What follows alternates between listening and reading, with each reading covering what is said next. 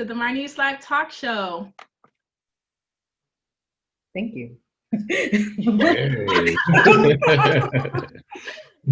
is so funny, Jacqui.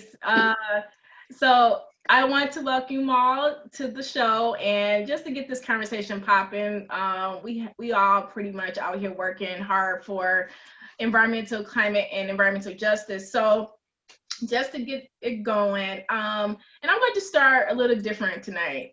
Tony. Oh gosh. This is non-traditional. What made you become passionate about environmental, climate, utility, and our energy justice? Like, what made you want to do this line of work? Yeah. Well, first, let me start by saying I am super fanboying right now because I'm with these amazing Black women, and so I'm excited that you all have allowed me to share the space with you.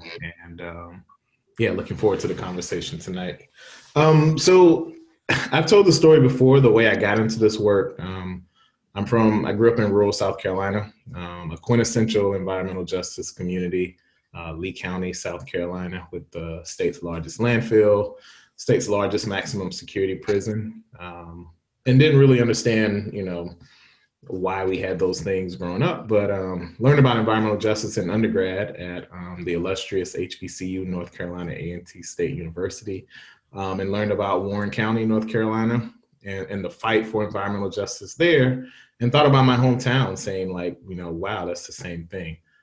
And my first job was for the state environmental health control department, kind of doing environmental justice work, working on underground storage tank cleanups.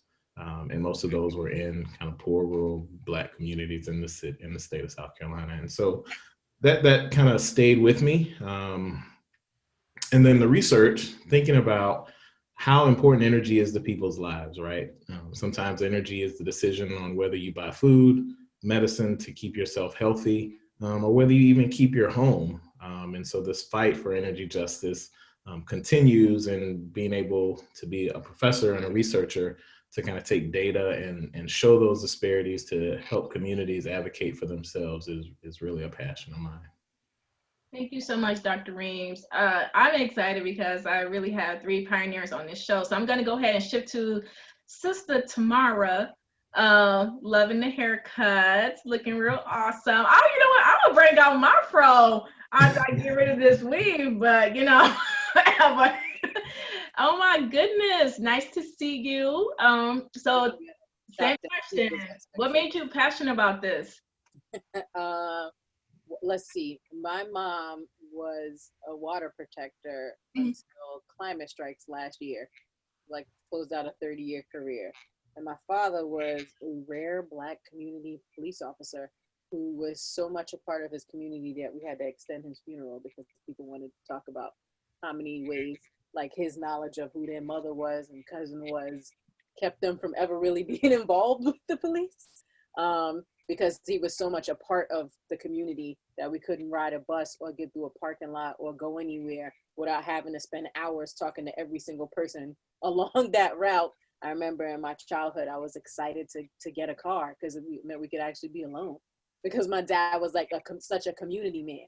And so between the two of them really living their whole lives in service, I'm sort of a hybrid of the two. As much as I complained about it, can we just get to grandma's house? I find myself, in a 72-hour conversation talking to each person for 1 minute on my way to anywhere. And I have that feeling that, I belong to something that's bigger than me, to more people than myself.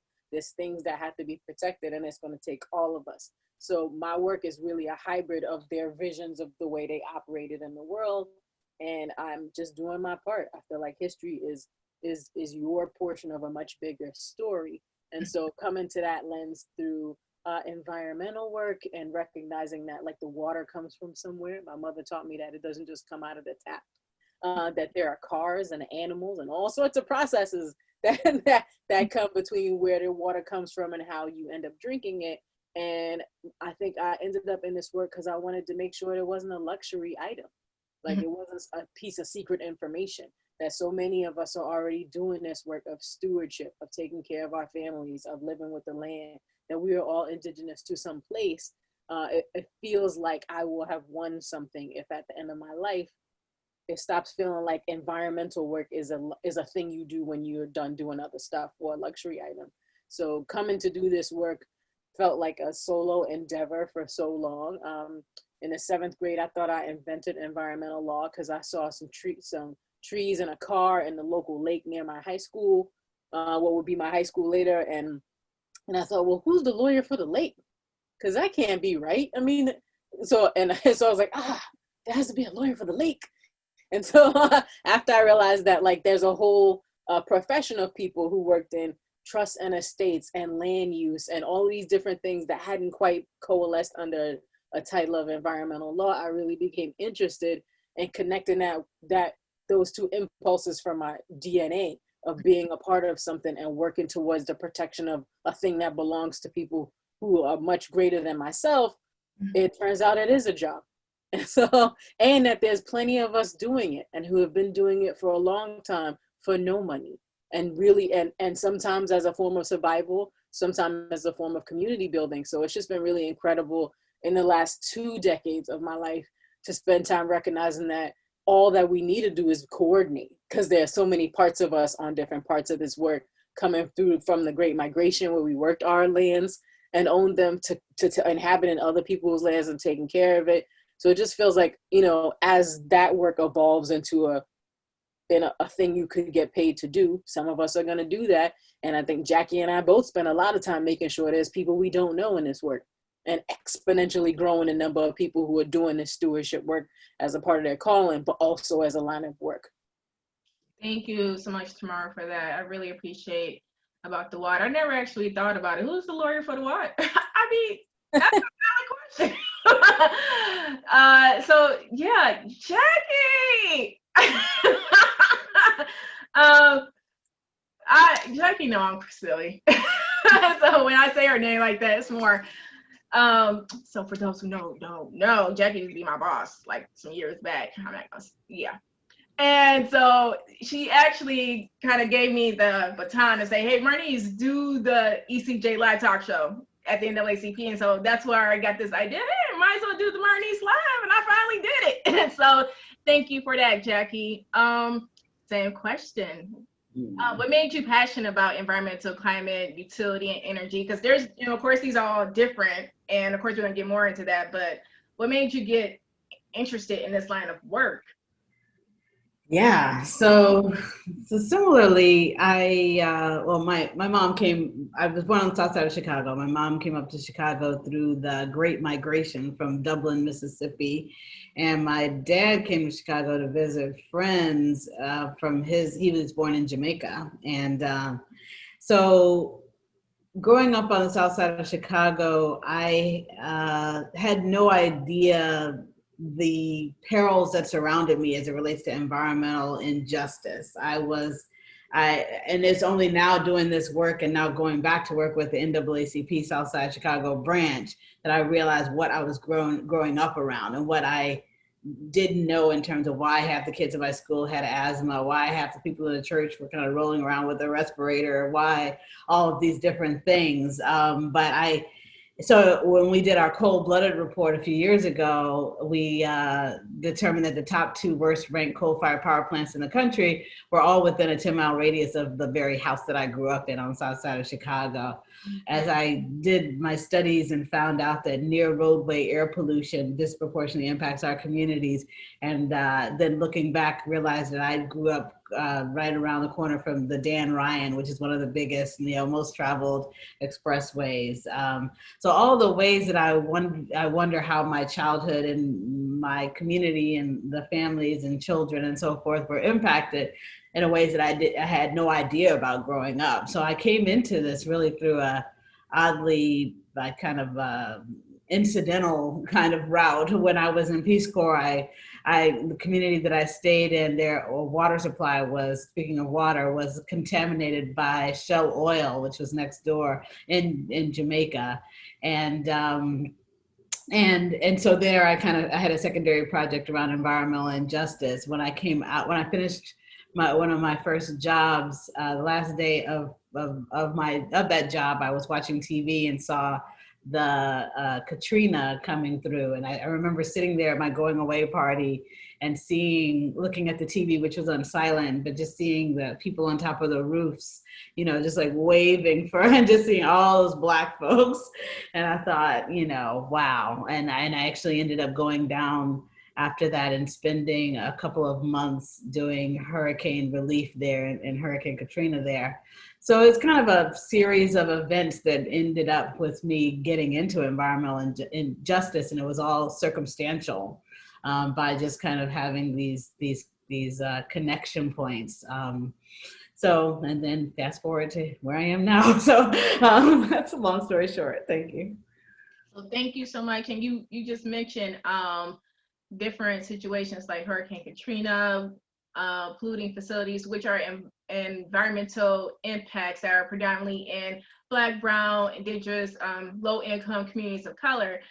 So how will we repair these situations? And so when I was thinking about the name of the show, Reparations, Green Reparations, and we're going to get more into the green economy because I believe like they're related, but like how would we repair with situations like that happen, alongside having reparations for Black people because the enslavement of our people? Do you guys feel like, is this like go hand in hand, or is this two separate agendas that Black people should focus on? And Tony, I'm gonna come back to you. Yeah, just to kick that off, I think they definitely go hand in hand, right?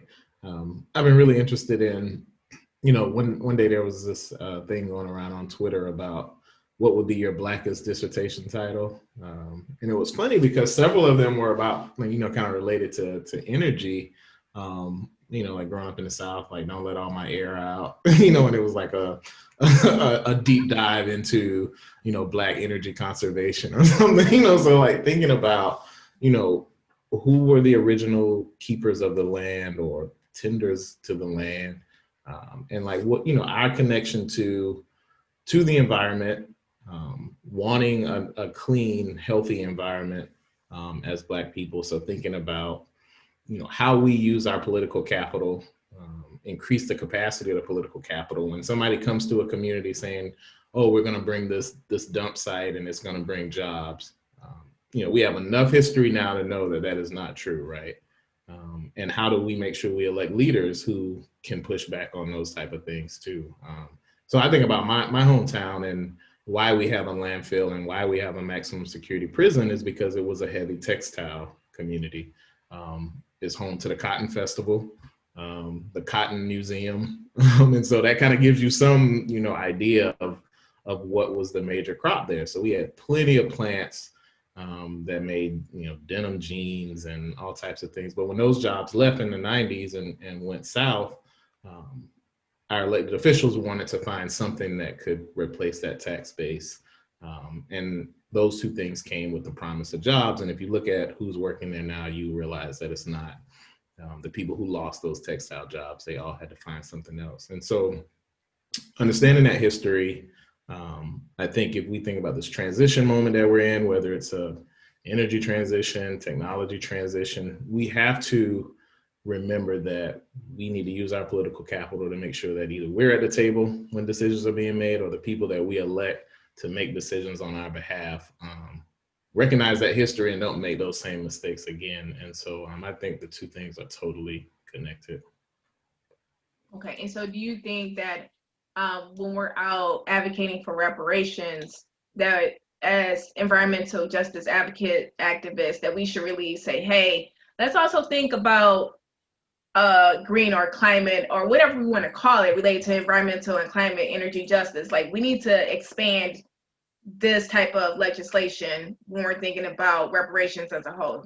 Yeah, because the decisions can't leave us out, right? So we can't see solar panels in communities that we don't live in and continue to either, you know, depend on dirty fuels and then be able to ride to the suburbs and see nice solar panels on people's houses. You know, we can't talk about the electric vehicle transformation and people in Black communities are still driving gas guzzlers, as the price of gas will go up if fewer people are driving gas powered vehicles, right? And so, yeah, we definitely whatever the plan is that comes out, hopefully we have a new administration in 2021, and we see, I'm really excited. So Congresswoman Maxine Waters and Senator Harris both introduced housing as an infrastructure bills. I don't know where they're going, but if we could have stuff like that, because that talks about how important housing is, affordable housing, efficient housing, so you're not spending a lot of money on your housing. If we can kind of cobble those type of policies together and make sure we focus on communities that have continued to be left behind. And we got to demand that, right? I think, this is a moment where people are waking up, right? White people are waking up to I joke about how many people sent me happy Juneteenth emails, which we can talk about that another time, but it was just like, okay, people are starting to, think about stuff. And so how do we use this moment to make sure that it's not just a moment, but it's actually a movement? So. Right. So Tamara, what do you think about the reparations versus green climate, whatever we're going to call it, because there's so many different terminologies we can call it. So we're going to say with reparations that has an environmental, climate, utility, energy, justice lens, right? Equity and liberation lens to it. Yeah. So what do you think about all that? I think that the demand for reparations for chattel slavery in the U.S. is well established. Mm-hmm. Among the harms that have built this country, indigenous erasure and land back, reparations for Black people have been on the list of things that America needs to do in order to move towards truth and reconciliation. I think a subcategory of that is, are we talking about what they did with that money? What happened when slave owners received money for the loss of slaves, rather than slaves receiving money to go out and try to reclaim some of their humanity? So I think by really taking a moment to inspect the transactions that have delivered us to this moment, we find that the U.S. is in a lot of debt to Black people. Mm-hmm. One of the things that those investments have spurred is telephone and gas and lighting, electricity, everything, the transportation system, all of it is connected to a bunch of investments made by refusing to pay Black people and indigenous people what was theirs. So when we start to look at what that has transformed into, and I'm coming from a really clear place around climate and its impact on folks, we are in a place where our communities are threatened first and worse. We have to relocate at a faster rate than other people. 1 in 4 folks will be climate refugees as fire and flood and mold and all the other things that come with it remove us from our homes. These are not incidents or accidents. We were zoned into these places of where we experience a lack of safety by a design. So thinking about a climate reparations frame, a reparations frame within reparations for specific people who have harmed us, there's a lot to say about big oil, coal, oil, and gas who have benefited a great deal from harming us and made money, as my grandmother would say, hand over fist, because they've made profit on top of profit as we've gotten further and further down the line of people who could ask to be put in a place where we can make choices, have actual opportunities to work in fields that are not destroying our communities, not to be sick or poisoned or die slowly or die quickly at the hands of a system that doesn't respect us. So yes, among the things we should be demanding that the people that delivered us to a planet that's barely capable of continuing to survive, to support us, that before those folks go off into the golden parachute sunset that they've paid for with our lives and our health, that we freeze their assets and redistribute them. So the big conversation around reparations within reparations and the climate piece of that is recognizing that all that dirty money became dirty investments, which became a dirty system that doesn't serve us. So if we're not talking about climate reparations, we're not really supporting any kind of reparations, because the one framework requires the other. There's a lot I could say about that, but with my day job and my night job hat on, I can tell you that 350 is among several organizations that are really thinking carefully about what it means to demand that we get what is owed to us as people. That's for people of every stripe. Just so you know, environmental justice is largely about Black people in America, but we're not the only people. Poverty is an erasure. It's a design flaw in the US system that has affected a lot of people. And places like climate is where you really get to see that, because the rural poor and the urban poor, many of whom are Black, are not the only people suffering from who's made a lot of money. So when we look at this framework of climate reps, what we're looking at is where the harm is concentrated and where the wealth is concentrated. And noticing that the two are very closely related, dissecting that and demanding that the people who delivered us to this moment, who broke it, have to pay to fix it. Tony, did you have something to add before we go to Jacqui? Okay. No, I was just snapping. That was good. Jacqui, did you want to add to that, the comment around like reparations platform within reparations? I love the way you framed that, Tamara. I really do.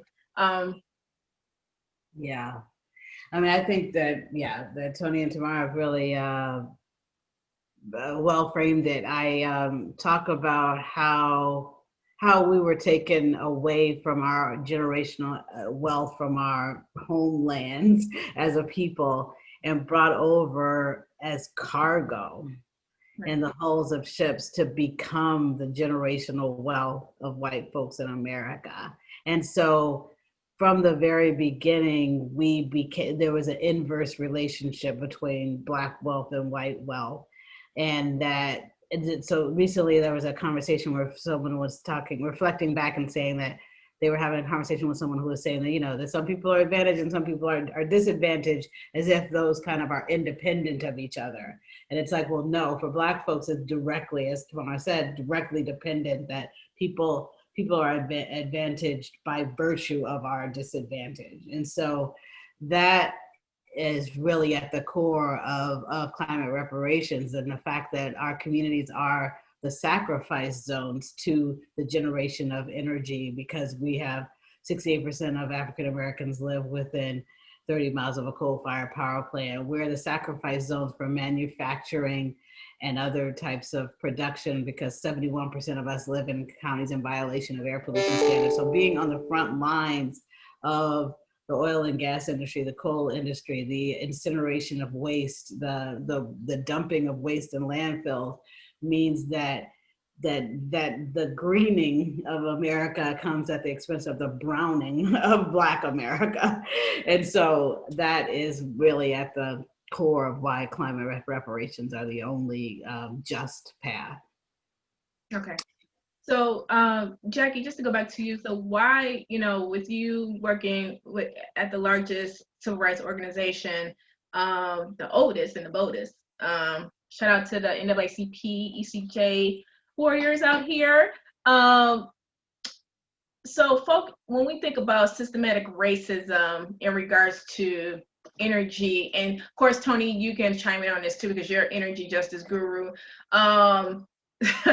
In systematic racism in regards to energy justice, how we're thinking about this movement, that this is, of course, another civil rights movement, another layer. How does these issues intersect with each other, energy justice, and also dismantling systematic racism? Like, could you reflect on that for our viewers? Because, you know, people tuning in may not know that this is an important issue to really talk about.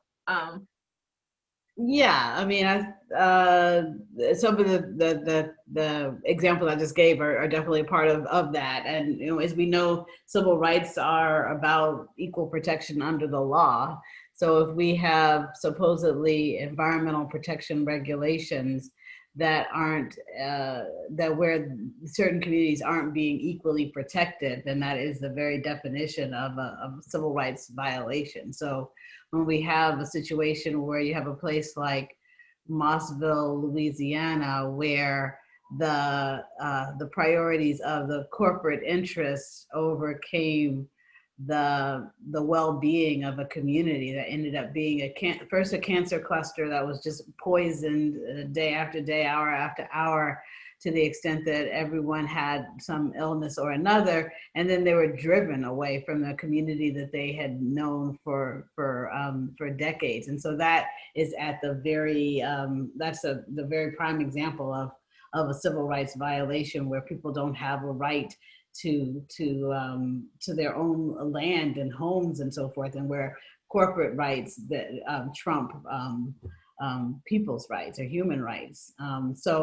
And there's just, unfortunately, so many examples of that, and that's why it's systemic, because these examples are backed up by laws, like whether it's eminent domain or otherwise. And so those are just a couple of illustrative examples. But oops.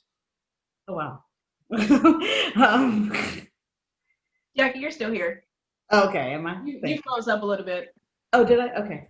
Anyway, so yeah, I'll just stop there. Thank you.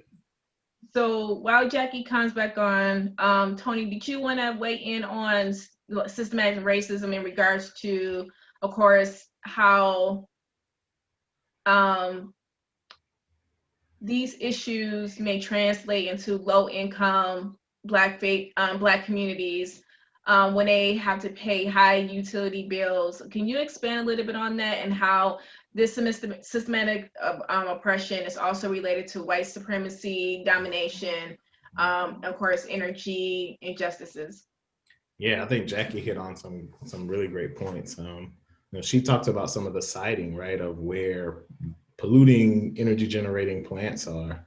But even if you look at our kind of household consumption, and even if you control for income, Black households are using more energy per square foot, which means on average Black households are living in the least efficient housing, right? And a lot of that is either tied to income and racial segregation that is now illegal, but still happens, right? And kind of the vestiges of redlining and how that really impacts people's housing consumption and where people live, where they can afford to live, is still tied to building codes of old houses that white folks fled from and left behind, and people haven't had the resources to upgrade those homes. Other things include, if you look at data on who's adopting solar, there's clear racial disparities in that data. There's racial disparities in who has EVs. There's racial disparities in who participates in a lot of the tax rebates that people can get to make their house more efficient, to get new windows, new AC and HVAC units. And so talk about systemic, right? We can look across the board when it comes to energy. Who's participating in public service commissions? I think that's something I've become a lot more interested in.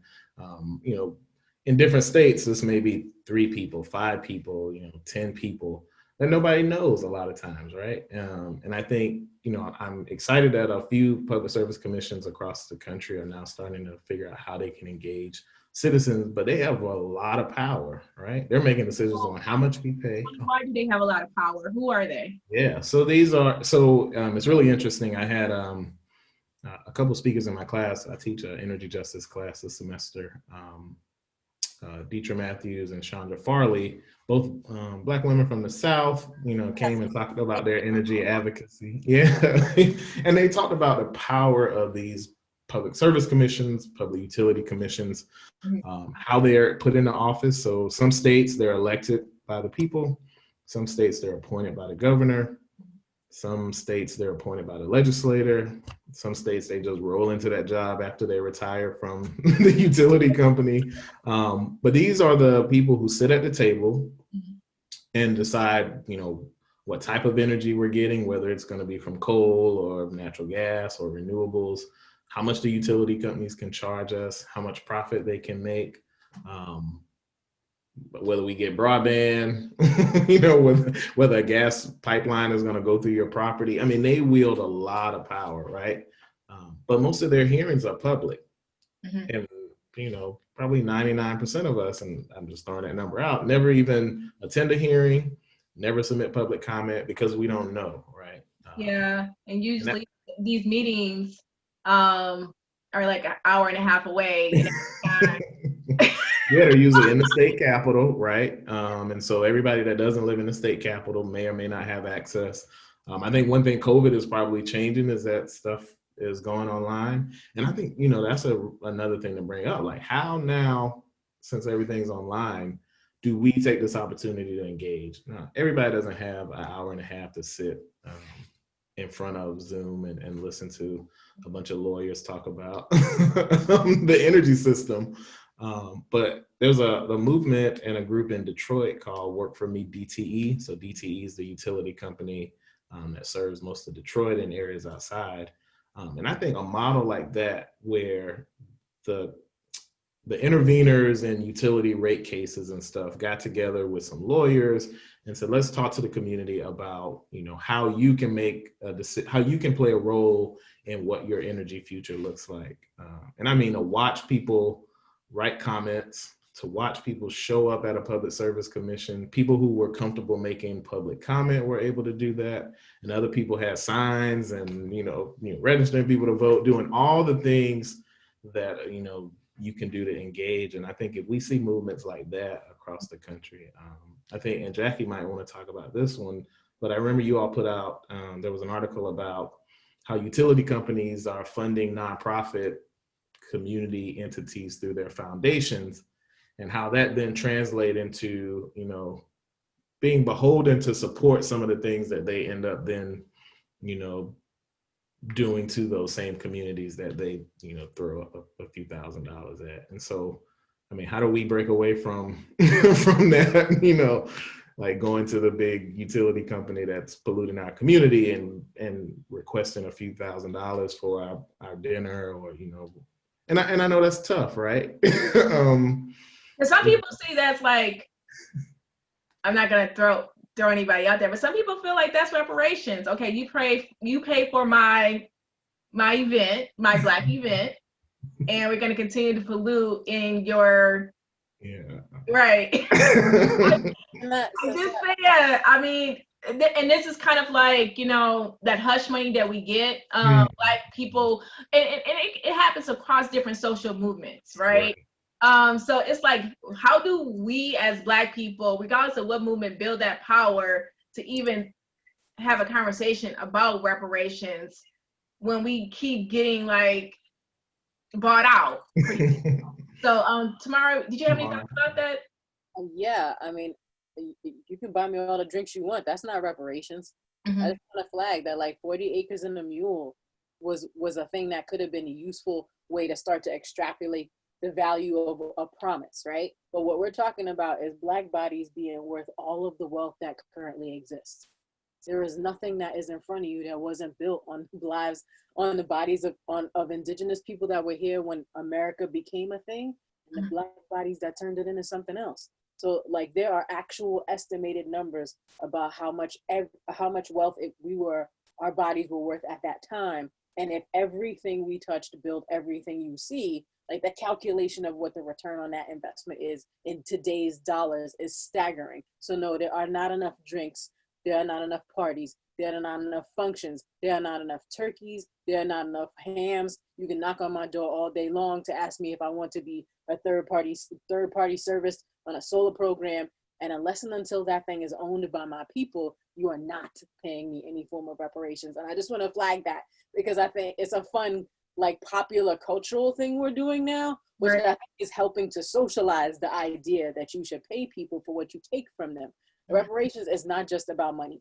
One of the things we've been thinking about in this climate space on it is the global version of reparations, which Dr. Sonia Klinsky and Maxine Burkett really started to delve deeply on. There are 5 forms of reparations. Only one of them involves money. Some of it is people refusing to continue hurting you and promising not to do that. Those are 2 other forms. So like there are a couple of different things that people could do: cessation of harm, responding to you with money, telling you they're not going to continue putting you in harm's way, putting you back in the position you were in before they intervened in your life. There are a lot of things that people could do that are a form of reparations. Black reparations in particular is about money because the creation of wealth out of a thing that wasn't perceived as wealth before is about money. So I think some of it is us becoming comfortable recognizing that the rules around politeness around money are rules that were built to protect rich people. Like those things don't protect us from a conversation about assets. It protects us from knowing how much of our assets are being put into a common pot that we don't get any of. So I do think that I know there's a lot to say about what it means to return to people some of what they have had taken from them. But the best way to figure out how to do that is to talk to people and ask them what they want. So like anything that comes from the person who hurt you giving you what they will give you is not a sacrifice. Because if people aren't giving something up, they aren't restoring you. Care and repair is what that was at the heart of reparations framework. It's even in Naomi Klein's book that preceded the Green New Deal, which is about jobs, infrastructure, and human health. Like, if you are not sacrificing something to let someone know that you took something from them and that costs you to repair it and to put them on the road to processing their trauma, then you ain't repairing anything, and it is not reparations. It's just money. It's a transaction. Yeah. Thank you. I appreciate you bringing that up, the Green New Deal, because when I think about the green economy and also policies like the Green New Deal that, Representative Ocasio-Cortez, ACO, and what's his name, Markey, came out with a couple years back, and then now we have all these different green agendas that that keeps coming down the pipeline. We have a Pelosi agenda, we have Biden agenda, we have the Thrive agenda, then we just have so many, or the green stimulus. We have so many different things going on. But my question is, did they ask any impacted community, and then and who's creating this different framework? But then my real question is, like, should these different policies include some type of form of reparations that you actually also outline, Tamara? Because I never really actually thought about looking at reparations like that. You only hear the monetary part. And I think that's why when I put this post up, I was getting heckled on my page, like, go get a job. I'm like, fool, I got 3. Okay, like, how about that? How many you got? When you talk about reparations, you guys need to go get a job. Like, and people think, well, just money. And then, some people have issues with Black people receiving it, our own people, that we just gonna spend it like in the next 5 minutes and give it back to the capitalists, all that, So I'm just saying, what would this look like? Green reparations, repair, an agenda for Black people and other impacted communities. What would this look like? And who creates that agenda? So I don't want to give too much space, but I'll say that the 2 words we need to think of immediately when we think about reparations are care and repair. That your response to trauma.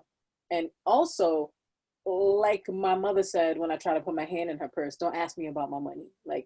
Whatever I choose to do with what you have given me as a token of what you have taken away is my business. So I do think the question around what would you do with reparations is really about the person who's asking, not about the person who has been harmed and who needs to have their trauma acknowledged and their repair responded to by a token of what was taken from them. So I think we always have to, point those fingers back and say, well, what are you so concerned? I have a photo usually when I'm in these Zoom calls and I have the biggest smile that you could see. And it was someone asked me, what are you going to do with reparations? I was like, wouldn't you like to know? Like, I just want to suggest that people invite folks to mind their business about what Black people are going to do with reparations, what people who have been harmed and forced to live in subhuman conditions as the course of their life to bury their family members over and over again. This whole idea of people giving you money for stuff, the general store used to do that. You'd owe the general store so much money at the end of the week that you might as well work at the general store. People have poisoned our communities and paid for our educations at the same time, paid for our funerals, given us health insurance because they were poisoning us. None of that stuff is reparations because no one admitted that they hurt us to do it.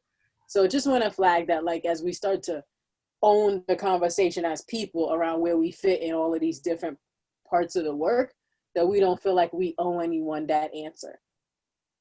Yeah, spend it how you want to, right? Let me spend my money. Please, that answer. I was going to say that now. Jacqui, do you have any thoughts on that? Is she still here with us? I am. Can you don't even see me? So no, you just chill. You may have to turn your camera off and back on, but we can hear you. Oh, okay, interesting. I'll try turning my camera off and back on. Can you see me now? No? You coming back, please?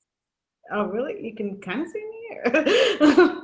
Yeah, I just got a black screen, but we hear you perfectly. Oh, that's fascinating. I can see myself totally. Okay. Sorry about that. Yeah. So I think that I share the point around it being beyond just finances and money. That for me, part of it is self-determination. Yeah, so much of what is happening, and I'm using hand gestures that you can't see, but anyway, so much of what's happening in our communities are things that are happening to us as opposed to us being in the driver's seat for our own self-determination and for decision making more broadly. Because just even taking public service commissions, for example, given the statistics about us paying a higher proportion of our income towards electricity and energy costs and so forth, and us being disproportionately impacted by the decisions that are made by public service commissions, we have places like Mississippi, which is 37% African American, where there has never been an African American commissioner in the 80-year or 100+ year history of the Public Service Commission. Georgia just had its first African American in the over 100-year history of the Public Service Commission.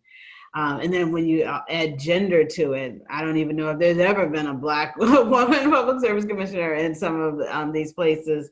And in some, like in Georgia, I think there's only been 4 women, period, in the 100+ year history of the Public Service Commission, and maybe just the first woman in the 100+ year history of the Mississippi Public Service Commission. So again, that's just an example of one particular office that holds sway over these issues, but really us having self-determination around what happens in our communities in general versus us being tracked into certain places with redlining, or tracked into some places even in our school system. Us being able to have control over our own destiny is, for me, a big portion, a big critical component of reparations. Thank you. Okay, so thank you, Jacqui. I want to give a shout out to people who are watching Marnese Live Talk Show. If you like this information, please go ahead and share, like the Marnese Live Talk Show on Facebook and Twitter and YouTube and Instagram. I'm everywhere. So I'd like to also give a shout out to, of course, the people in the chat who's watching. We have Gregory Norris. We have Michael Malcolm. Hey, brother. Dallas Conyers, we have Michael, Denise. Hi, Denise. Oh, all the ECJ Warriors came out tonight. Okay. Very nice. Thank you so much for tuning in. So as we start to wrap up, so Jacqui, you pointed out something, self-determination. What would that look like in a tangible type of way? We have COVID, we have racial, of course, injustices that have always been here, but of course is, exacerbated to the 1,000%, right? It's everywhere. And people are losing their jobs, and the economy is everything's trash right now. So everything's just like, but we have hope. We're still here. And what can you offer? What would some self-determination would look like in regards to advancing reparations or even the green economy? Like, because we have to think about how we're going to do things, regardless of who gets in office, right? We got to re-strategize and go back to the drawing board and how we organize. We see we're on Zoom all the time.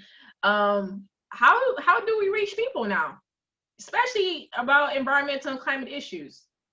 Tony, you want to start? Yeah, if I can get my mute off. Yeah, I think you hit on how we're at this. We always talk about like concentrated disadvantage, right? But we're really at this moment of like concentrated crisis, and I think I'm hopeful that this definitely makes these issues more real. I think Hurricane Katrina came up a couple times, and now we see this is one of the most active years of hurricanes in the Atlantic, right, and in the Gulf. We talk about where a lot of our Black family members live down in the South, whether they're along the coast, and how they're just going to continue to be beaten and battered by kind of the impacts of climate change. And so I think now more than ever is a moment for us to say, what does that self-determination look like? How do we make sure, when the person is knocking on your door with the third party solar, that you're like, nah, let me find, the Black owned solar company that, we can talk about how we create our own community solar in our neighborhood. How we set up our own ride share and buy all EVs, right? And people in the community can have a couple EVs, kind of like with Car to Go or whatever those, kind of ride share car share companies are. So I think the models are out there. Stuff we've been doing just as a community. How do we translate that into something that allows us to make resources and dollars that circulate in our community? People are giving rides for $5, down south and in the community forever, right? So how do we recreate, those type of things? And so, I mean, we got the intuition, we got the knowledge. We got the customers. So like, yeah, how do we start to do those things? I'm excited to see like a lot of the Black tech companies that are out there. People are thinking of ways to make life easier by Black people for Black people. And yeah, I think the opportunities are there. There's a guy in Chicago that's doing some green financing for people to renovate their houses. So, thinking about these cooperative models that we can do in our own community, like you said, regardless of whoever's in office, but if there is an opportunity with some funds coming from the federal government, we need to make sure we're getting those. Look at the disparities in the PPP. Tons of Black people and Black businesses. With the PPE? The payment protection program for from the stimulus. Yeah, from the stimulus for COVID pay. A lot of Black people didn't get that. Well, that's because the people that got it had the relationships with banks and lawyers. And so how do we make sure our Black banks, Black lawyers are at the forefront of these decisions and helping Black businesses? And so I think with the awakening on all sides, now is our time. All right. Tamara, did you want to tap in about that? And I actually have a comment that I want to read. Is going back to the reparations argument. But I wanted to hear your thoughts. Of course, the comment was, it's an article, a Black Agenda Report, Reparations is Dead. Arthur seeks to spark discussions of legal strategies. And then the other comment was, we have to learn to make legal arguments for reparation, which deals with repairing the damage done by slavery, segregation, redlining. So I feel like we already made that argument with John Conyers, right? Wasn't that in, what's they called, the legislator, like since the 70s or something? 40. Was it 1971? 40. I'd say the foremost expert on all of this is Dr. Sandy Darity. Mm-hmm. HR 40 is not a perfect bill, but it is a bill that we need to consider. Mm-hmm. There are other things coming. Like, I think one thing that we have to reckon with is not whether or not we've made the appropriate arguments, but have we made room in our minds for what happens if we win? Ooh. I think that's a bigger question. This is also a thing that comes up in climate space, right? Which is a subset. I call climate a leaf on a tree on a branch of social justice work, because it exists within a tradition of people pushing for a thing that they shouldn't have to ask for. And so, please don't poison me. Please don't make my life shorter. Please don't put me, silo me into a place where my chances of achieving my life goals and basic health are questioned, right? So if we're asking all of these things that should be standard, what are the things we have to do to overcome the mindsets that come with that?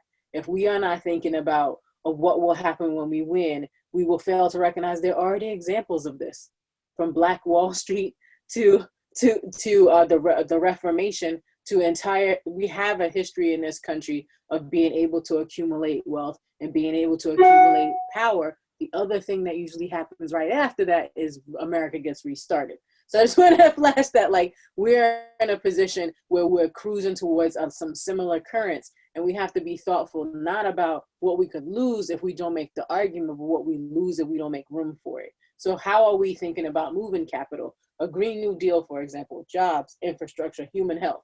Those are things we pay for anyway. So as much as people want to yell and scream about whether or not the Thrive Agenda or a Green New Deal is a thing we want, we are going to have to pay for new roads because our roads are crumbling. We are going to have to deal with human health because people shouldn't have to die because of their zip code. We are going to have to deal with jobs because the economy, capitalism requires people to be in the marketplace. So if we're going to pay for all of those things, what is a vision of a way that does that, that engages us as Black, Indigenous, as people of color, like for who we are, not as someone else's minority population. We are people of the global majority. We have built everything that exists, and we can build with new capital if we start investing it in and to our own communities. I have said for a long time that community is the best thing we've ever built. It's a multiplier. In a time of climate threat, we're going to need a multiplier to get through it. So the vision for what we're going to build is, I think, a bigger stumbling block than how HR 40 or HR 100 helps us start to build in a case for reparations. Also want to flag that we have currently, even in this administration, some form of branches of government. We're going to have to start to investigate this question with hearings around the harm that's been caused and who pays for it and how many transactions it took for us to get to this moment and who has to pay along the way. So I just think everything that's been raised, from permitting and siting to air quality, water quality, land use, resource stewardship, all of those things involve transactions which come with a cost. And so when we start to calculate what's owed to us, we better take all that into consideration. And it's not just we, the people, who need to do that. The government needs to help us to reckon with it, because it made money off every one of these transactions. Mm-hmm.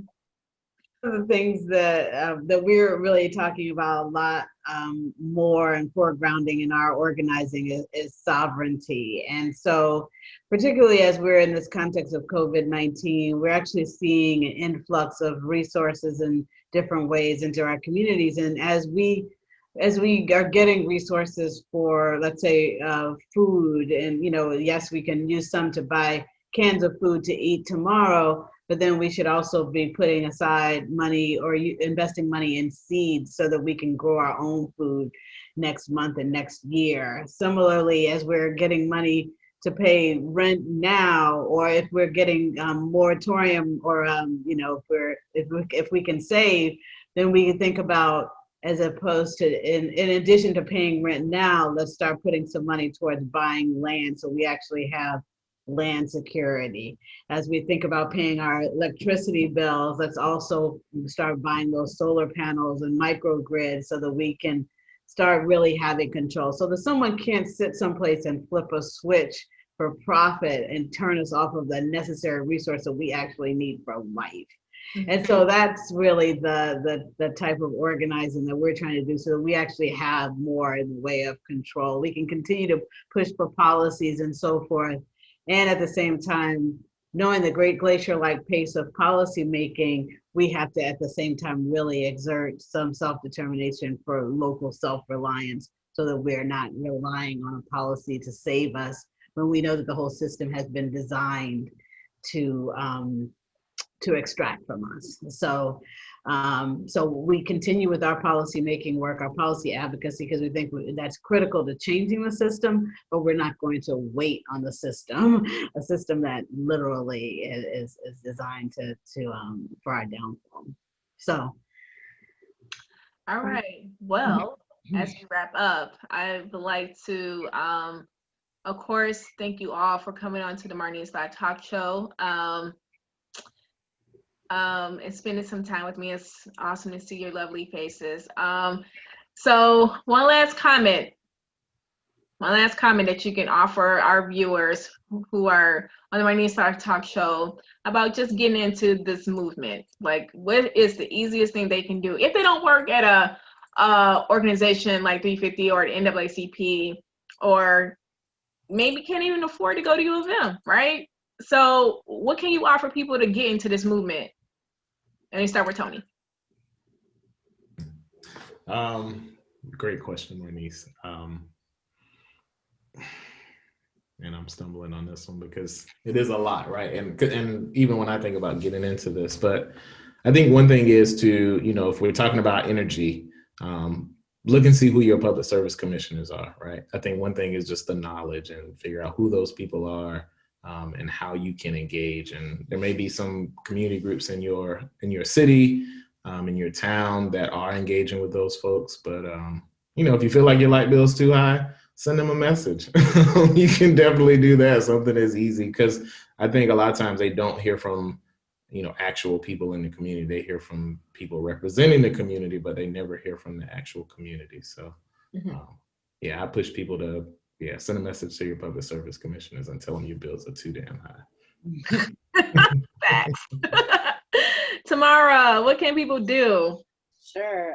Go on to 350.org, 350.org, and press the Get Involved button. We will train you.